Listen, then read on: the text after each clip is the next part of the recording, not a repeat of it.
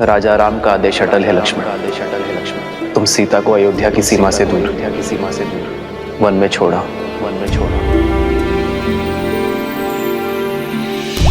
खड़ग की धार ये पथ मर्यादा पर चलते जग हित रघुनंदन। राम सिया राम सिया राम सिया राम, राम सिया राम सिया राम।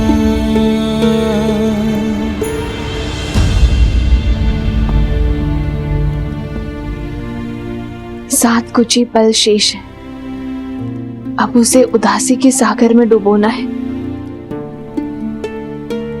या सुख के शिखर पर बिताना है। चयन आपका है आर्य।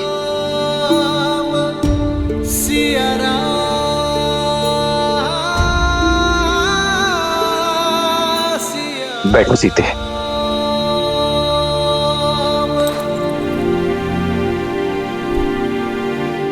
सीते, भरत ने 14 वर्षों तक अयोध्या को संभाला है।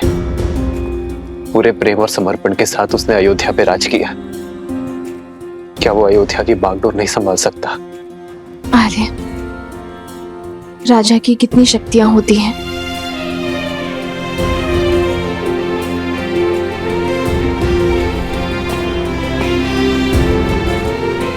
समय की व्यथा को यह प्रश्न शोभा नहीं देता सीते। ये मेरे प्रश्न का उत्तर नहीं है आर्य। एक राजा की 3 शक्तियां होती है सीते। गुरु और ऋषि राजा के प्रण शक्ति होते हैं। न्याय और विद्या राजा की मन शक्ति होते हैं। सेना संपत्ति राजा की देह शक्ति होती है।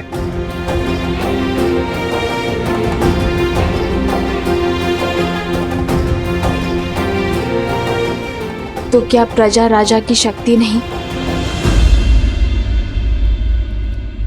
प्रजा ही तो वो स्रोत है जिनसे ये सारी शक्तियां आती हैं। वही परम शक्ति है, परमात्मा सी अटल है। प्रजा के प्रेम और विश्वास के बिना एक राजा अपराधी से अधिक और कुछ नहीं है।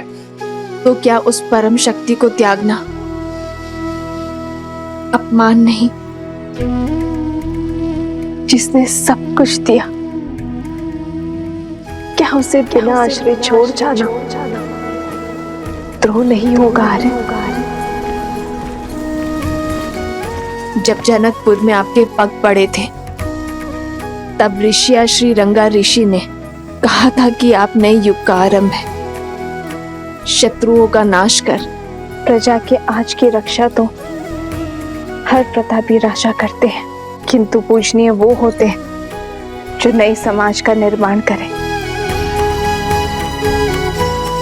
प्रजा को उज्जवल कल का उपहार दे। ये संसार आपको युगों युगों तक पूजेगा और आपके कारण मेरी भी आराधना होगी, किंतु केवल तब जब कर्तव्य और सुख के संघर्ष में हम कर्तव्य को चुनेंगे, सुख को त्यागेंगे। राज्य आपका कर्तव्य है आर्य,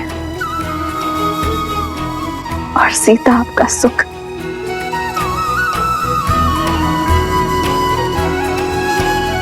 राज्य को त्यागने में स्वार्थ है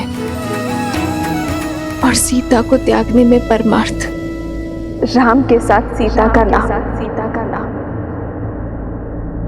सदियों के लिए जुड़ा रहेगा आर्य।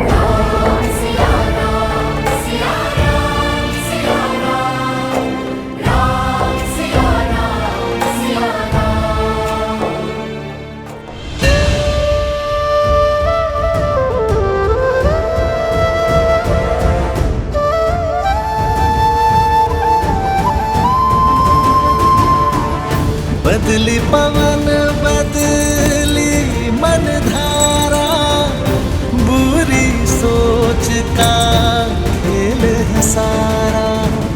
झूठा ना बनवास ये पूरा, मर्यादा का समर अधूरा कैसे करे हो पार ये राम सिया राम सिया राम सिया राम।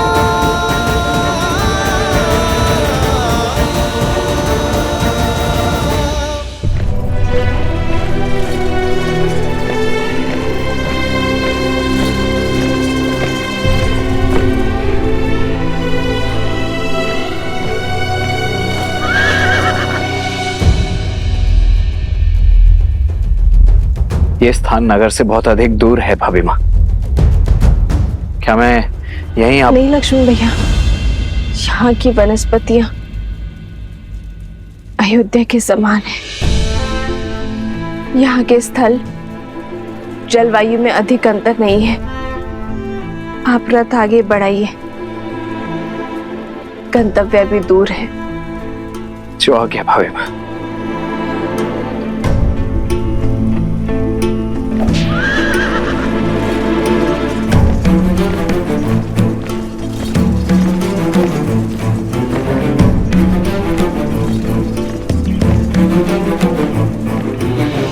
रुक जाइए लक्ष्मण भैया,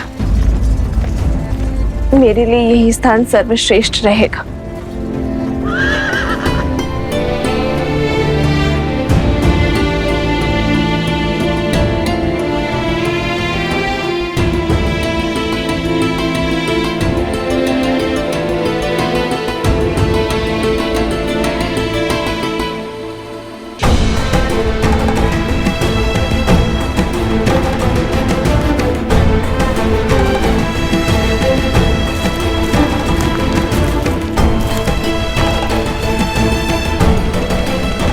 ये वन तो अत्यंत घना है भाभी माँ।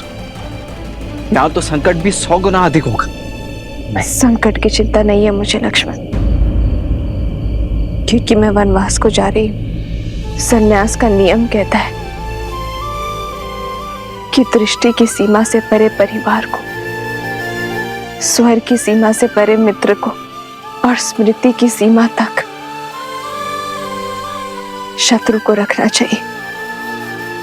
मुझे अयोध्या की स्मृति की सीमा से परे जाना ही होगा लक्ष्मण भैया, ताकि अयोध्या की प्रजा को राजा राम पर पूरा विश्वास हो जाए। नहीं, क्यों भाभी माँ? मुझे समझ नहीं आता, मुझसे इतना बड़ा पाप क्यों करवाया भैया ने? 14 वर्षों तक मैं आपके दुखों का साक्षी रहा हूं। एक राजा रानी को असहाय होकर वन वन भटकते वनवासियों का जीवन जीते देखा है मैंने। भांति भांति के कष्टों को सहते देखा है। उन्हीं कष्टों की अग्नि में आपको पुनः झोंकने का कार्य मुझे ही क्यों दिया गया?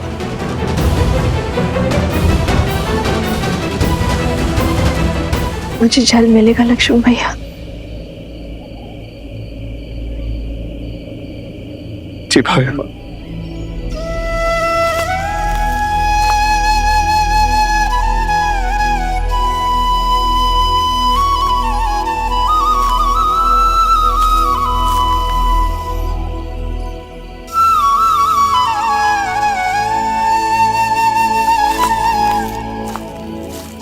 लीजिए भाई।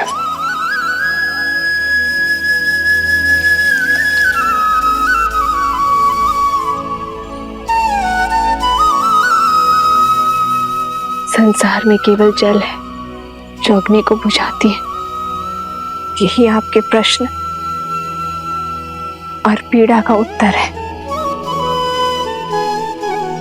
केवल आपको ही चुना, क्योंकि 14 वर्षों में केवल आप ही मेरे और श्री राम के इस अयान के साक्षी बने। इन 14 वर्षों में श्री राम और मैंने आप में पुत्र देखा, जिसने अपने सारे समर्पण को समेटकर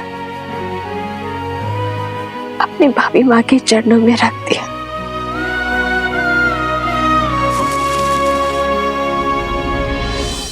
तुम्हारा उसी पुत्र को इतना कष्ट क्योंकि वनवास बीत गया है लक्ष्मण। अब आप केवल श्री राम के अनुज या मेरे पुत्र नहीं, अयोध्या के सेनापति भी है। और सेनापति का समर्पण अपनी मां या भाभी के चरणों में नहीं, अयोध्या के चरणों में होना चाहिए। और आपके मुंह से मुक्ति आवश्यक थी।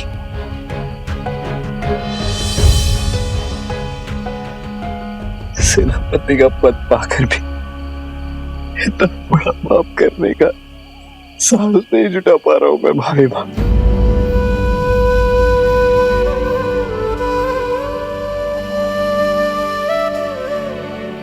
अपनी सोच में कर्तव्य लाओ, भुजाओं में बल और कर में साहस स्वयं आ जाएगा। राजा की आज्ञा का पालन करना आपका धर्म है और मेरी भी यही इच्छा और आज्ञा भी है। स्मरण रखिएगा भैया, मैं रहूं या ना रहूं, मेरा आशीर्वाद सदा आपके साथ रहेगा।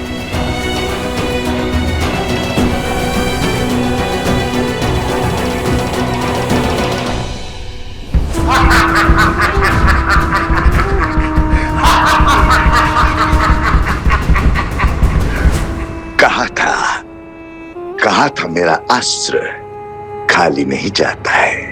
वैसा ही हुआ, जो महान दशानंद रावण न कर पाया वो महाचर्या सहस्त्रमुख रावण ने कर दिया। महान श्री राम को अपने पाश में फंसा दिया। मेरे कारण राम ने सीता को त्याग दिया, अपने पत्नी को ललकारा।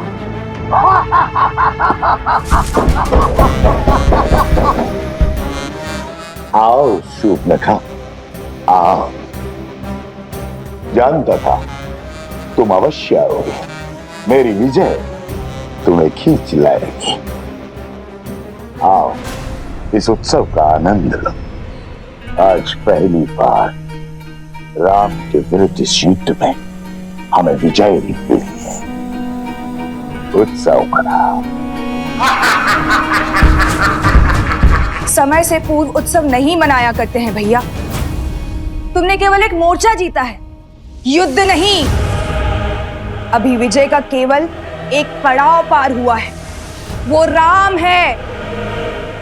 वो पीड़ा का सागर पार करने वालों में से है, उसमें डूब जाने वालों में से नहीं है।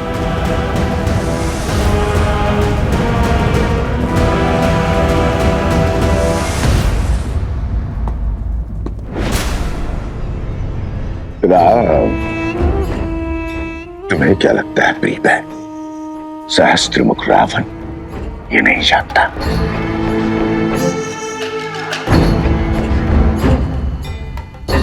राम नाम सत्य है, इसलिए राम पर अगला बार भी सज्ज कर चुका हूं मैं।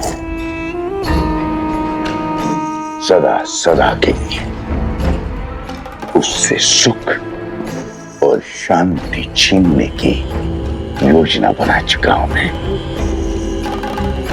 और ये उत्सव उस योजना के प्रारंभ का शंखनाद है। रात्रि के अंधकार में डूब जाने दो अयोध्या के सूर्य को। प्रचंड त्राहि मचा देने वाले मेघों से भर जाने दो अयोध्या का आकाश। मनाने दो मुझे राम की हार का त्योहार, क्योंकि कल ये युद्ध खड़ा होगा अयोध्या के हर घर के द्वार।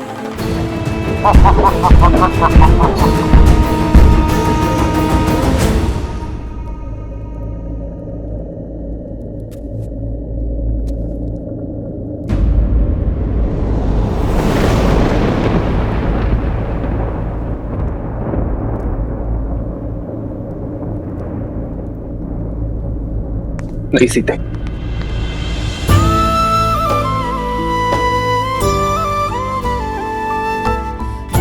कर्तव्य के लिए प्रेम का त्याग मैं विवाह में दिए वचनों का खंडन नहीं कर सकता। जीवन की तीनों अवस्थाओं में तुम्हारे पालन का वचन देकर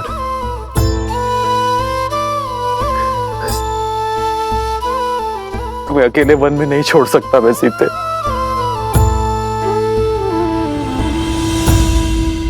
आपके दिए वचनों पर विश्वास करके ही तो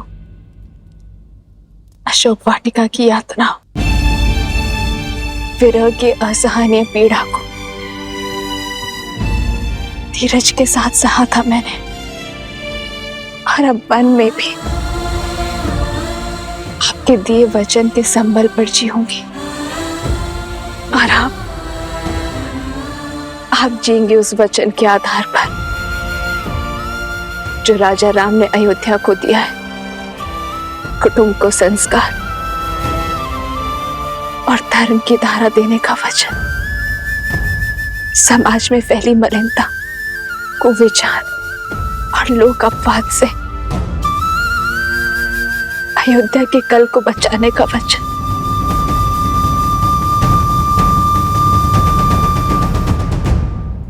राह तके हैं विकल ये नैना, राह मिलन की राम भी ढूंढे, सिया बिना कोई राग न गूंजे। सिया राम, सिया राम, सिया राम, सिया राम, सिया राम, सिया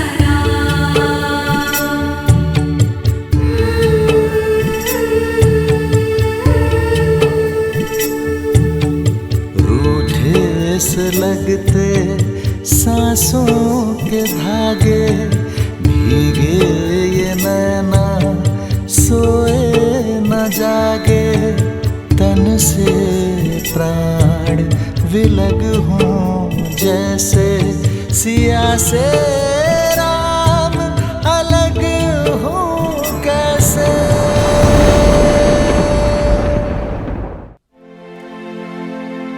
आप ही ने कहा था ना कि राम राज्य को लाने में समय लगेगा, लंबे समय तक प्रयास करना होगा।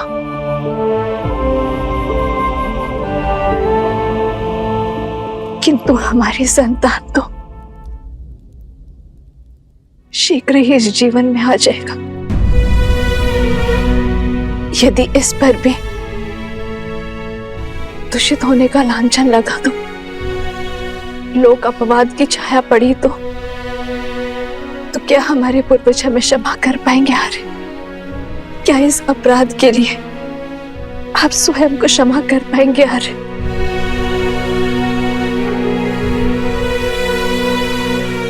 मुझ में तो स्वयं को क्षमा करने की क्षमता नहीं है। आर्य,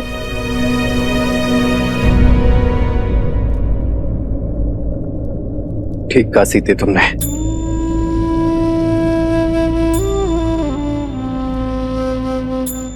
भविष्य के लिए बलिदान देना हर माता पिता का प्रथम कर्तव्य होता है,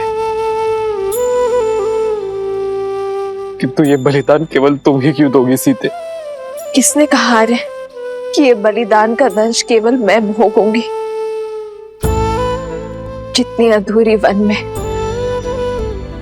श्री राम की सीता होगी, उतने ही अधूरे अयोध्या में सीता के श्री राम होंगे। ये यज्ञ है आर्य, जिसमें हम दोनों वेदी के दोनों ओर बैठे कर्तव्य कर्म की आहुति देंगे। राम सिया राम जय जय राम, राम सिया राम, सिया राम जय जय राम, राम सिया राम, सिया राम जय जय राम। आज अपनी संतान के उज्जवल भविष्य के लिए भिन्न हो रहे हैं हमारे। सिया राम, आप अपनी प्रजा को शिक्षा देना, मैं हमारी संतान को संस्कार दूंगी। सिया राम,